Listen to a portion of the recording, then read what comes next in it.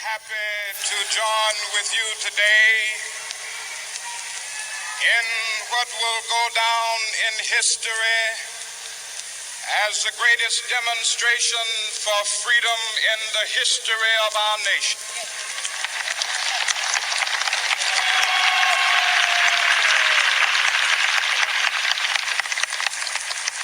Five score years ago, a great American in whose symbolic shadow we stand today signed the Emancipation Proclamation.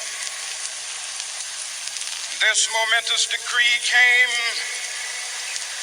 as a great beacon light of hope to millions of Negro slaves who had been seared in the flames of withering injustice.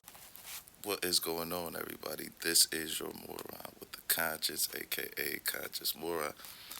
And what we were just listening to is the first moments of the "I Have a Dream" speech by MLK, and I just was thinking about this, watching it,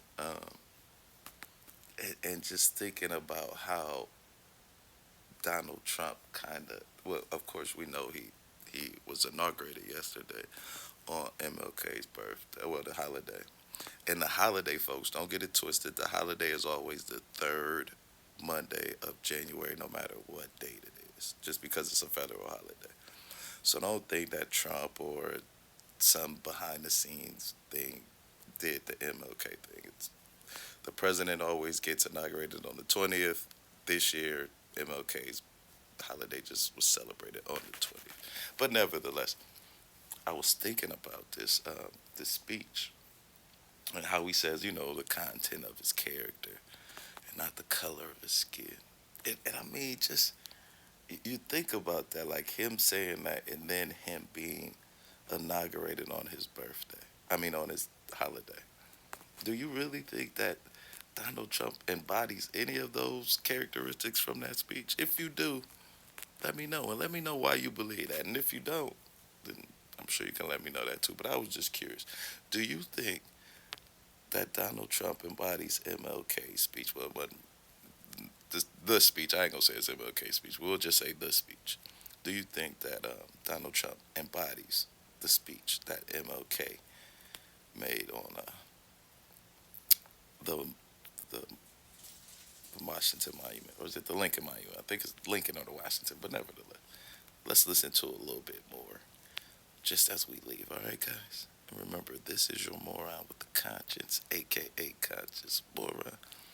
And if it wasn't for you, there would be no moron. You realize that, right? Thank you. But 100 years later, the Negro still is not free.